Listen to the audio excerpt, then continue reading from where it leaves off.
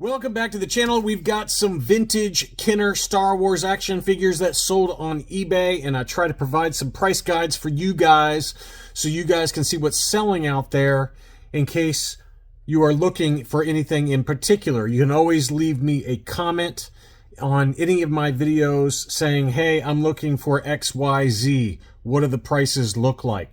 And I'll try to keep that in mind in case I see one that sells that fits your particular search criteria. All right, so we've got a pretty good mix here. Some vintage, loose graded, and then some mint on cards, a couple of vehicles, things like that. A nice assortment to give you guys an idea of what's selling.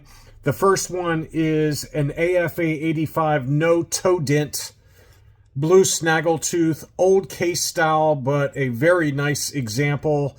You can see that there's no torso discoloration on the figure. Belt looks good. Hands look good. You can maybe make an argument that the silver paint at the top of his boots are starting to fade a little bit. Maybe some very light chipping going on the boots themselves. But I would call this an 85 grade. Even with the old case style, I think this is a good example of the no toe dent. This sold for $12.79. Big number. Big number there. But that's what kind of you have to pay, I think, if you're looking for an AFA 85 blue snags. You might find it a little cheaper, you know, if you're patient, but it just seems like blue snags in general in this kind of grade typically goes for that price point. And I had a CAS 85 plus no toe dent just like this. I think when I sold it a few months back, it was around this same price point, $12.50 or so. So that, you know, it's held up pretty well in terms of price. This same seller also had a couple of really nice baggies that you don't see very often. This is an SWB baggie for the Power Droid. Early baggie, AFA 85, archival case. That sold for $384. Pretty decent deal there for a Power Droid baggie. You can see the black made in Hong Kong lettering, so you know it's an early one. And the Power Droid is a tougher baggie to find in high grade, or at all, really. It's just really tough one to find. Likewise, he had a SWD baggie for the Death Star droid. This one's a little easier to find, and this one sold for $430. So $384 for the Power Droid baggie, I feel like was a better deal than this one, which is the SWD baggie for Death Star droid, also graded AFA 85. And that one ended up selling for more, which I'm a little surprised by that, to be honest with you. I had a number of baggies for the Death Star droid, including this particular baggie.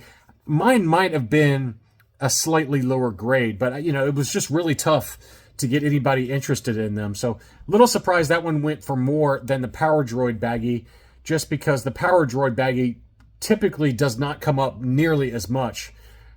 I can remember less than 5 times that I've even seen one available on eBay, period, graded or ungraded. Whereas the SWD baggie for the Death Star droid, you do see that pretty routinely. That's not one that's tougher to find. But that's what it sold for.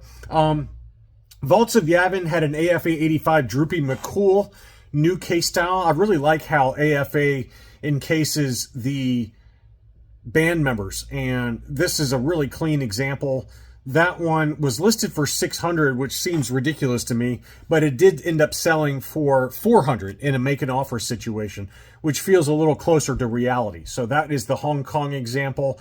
There's also a Lily Letty version of the Droopy McCool with darker green shorts. I used to have one of those, and this one is a beauty. This was a really clean example. Next up was an AFA 85 EV99. That one had the new case style and was listed and sold for $749. That's a pretty big number for an AFA 85, but that, you know, it's not terribly surprising to see it sell for that, but that one is at the upper end of the range in terms of price, you know, value. You can probably, I think in an auction, you can probably get it for a little cheaper than that. Probably still in the high 6s, though, would be my guess in an auction for that one. Next up, I've got a couple of different Yakfaces that sold. First was an AFA 80 that was listed for $800, and sold for $750. There was also a sale from earlier this year from CIB that was an AFA 80 Plus that sold at auction for $755. And then here was a UKG 80 that sold for $850. So Yakface is expensive, and I think of the three that I just mentioned in terms of data points, this one was the most expensive and probably an overpay. I feel like with this hand wear that was on there, the slight discoloration to the shirt, there's also some wear around the shoulder on this one, and both shoulders really has got some paint overspray there. I don't think that this one is worth $850. I would wait and be patient, because if you look at the population report, we did this when we looked at the population Excel spreadsheet that Jason W. put together. The AFA 85s are the most common for Yakface in terms of grade. So it's not particularly difficult to find one in an 85 grade. But you do got to pay money for them. But, you know, even on Rogue 5 Toys, where my buddy Chris runs a page, he routinely gets 85 grades, and they're usually around this same price of $800 to $850. So don't overpay for them. And I think in an auction, you know, it's probably going to go for less than $750 for an 80 grade. But I think if you're going to get a graded, loose graded Yakface, get an 85, because those are the most common on the population report and not that hard to find in a high grade.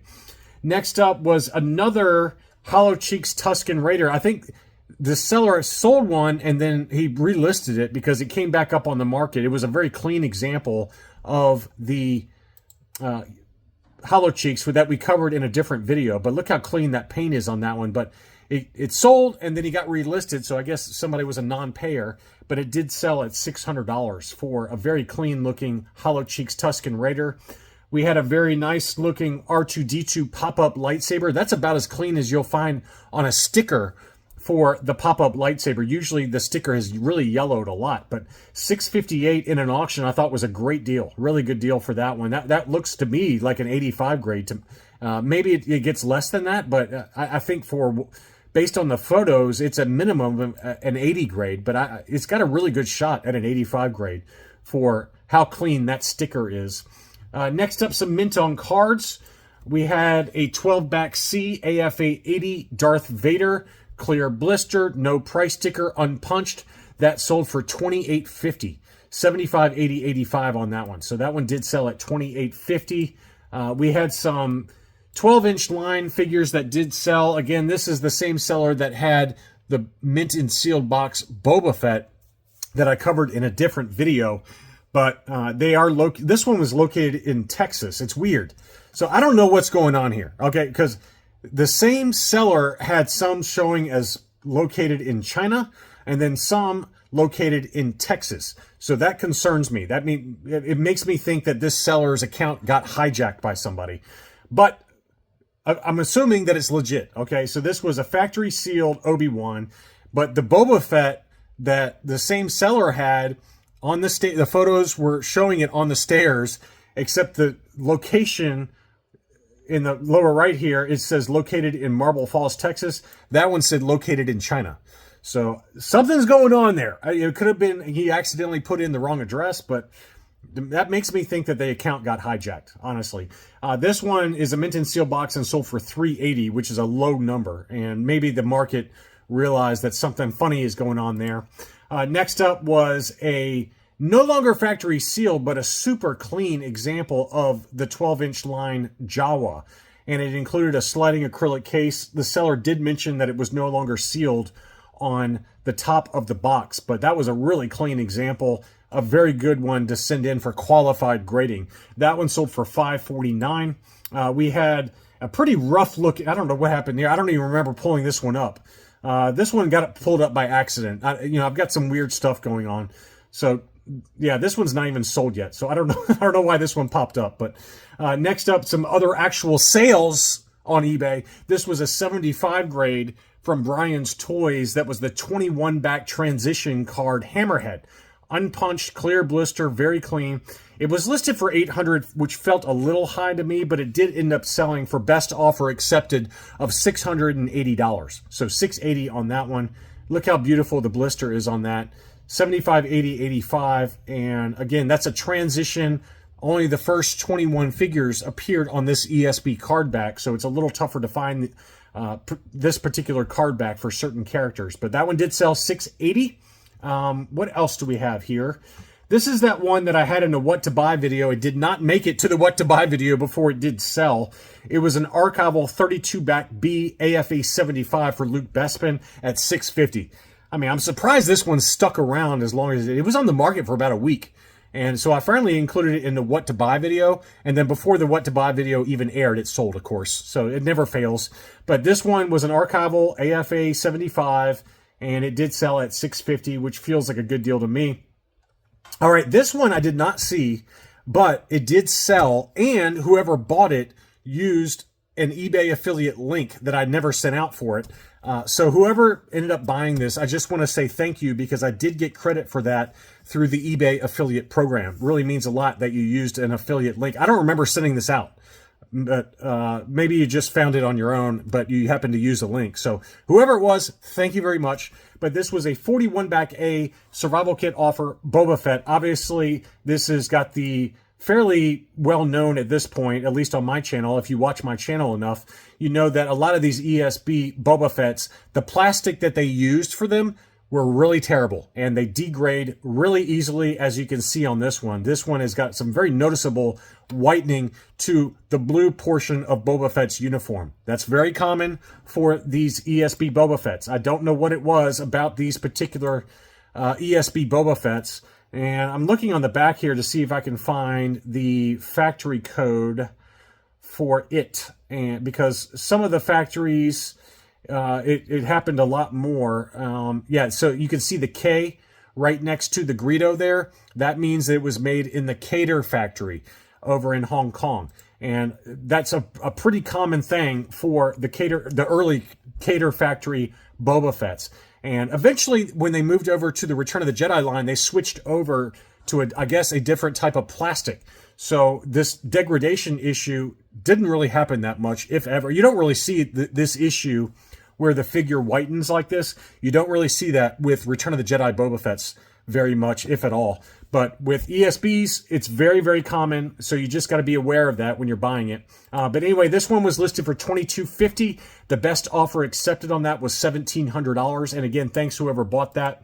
Next up, this seller is one you really want to keep an eye on because he has a lot of hot items. And this was an AFA 70 battle damaged X-Wing fighter, factory sealed. That one sold in an auction for $1,009. In higher grade, it could easily be double that price. So I think that's a very fair deal for a 70 grade. Same seller also had the Y-Wing fighter. This was a factory sealed AFA 80. And the Y-Wing fighter is a sneaky one. That's a sneaky, expensive one. This and the B-Wing can be very pricey, factory sealed in high grade like this. It was listed for $3,000. The best offer accepted on that was $2,200. So congrats whoever got that one as well. That was a beauty. Next up, we've got a loose, complete Imperial shuttle along with the box. As we covered in another recent video, the plastic on the shuttle can and will yellow. And you can see it here on this, where on the body and then on the nose, it has yellowed slightly. So just keep that in mind when you're buying one of these. It included the instruction sheet as well as the box, and it sold for $600. Next up, here was a beauty. This was down in Australia. This was a Toll Toys Australian Return of the Jedi General Madine. And he's actually one of the most common characters to find on the Toll Toys free 9-num card back. So you can see on the back there, it's got an Australian address there, NSW, Alexandria. And so this was a Toll Toys factory-made example. And they can be expensive, as you can see here. I actually think that price is pretty good. It was $1,495 Australian dollars, which equates to 986 US dollars. But based on the photos, I think it probably gets the 80 grade pretty easily, assuming no cracks to that blister. But, you know, again, this one and the Klaatu, I'm trying to think who else is pretty common on this particular Toll Toys card back. Admiral Akbar. No, I'm sorry, not Akbar. Lando. Lando in the Skiff Guard disguise and General Madine are the two most common that you see on the Toll Toys. But You can also look for the Klaatu. That one is another one. And what's interesting about the Klaatu is that, you know, this is a 48 back, I'm sorry, this is a 65 back. So for the free 9-num offer in the US, that's obviously a transition car back where it's only a 48 back. But down in Australia, it's a 65 back. And, you know, so that you do see a lot of the Return of the Jedi characters with the 9-num offer. Whereas here in the US, obviously you do not, because it's a transition car back. So it's only ESB and Star Wars characters in the US. But that one was a beauty. And I thought it was a great price at $9.86, quite honestly, for an Australian Toll Toys. Next up is the coin for Boba Fett, the Power of the Force coin. It's a very pricey coin. As you can tell by this price, it was listed for $2,500. It sold for $1,850. It did have some scuffing and things like that on it. You can see how they weighed it here. So you can see how much it weighed to make sure it was legit. But it did sell $1,850. And then finally was a Kenner Canada AFA 85 Kez Eban. Straight 85 subscores. It was listed for $500, which is actually a pretty decent price. And it ended up selling for $400 in a make an offer situation. So anyway, I hope you enjoyed this look at recent sales on eBay. Don't forget to leave me a like if you enjoy my content. Thanks so much for watching, and I'll be back soon.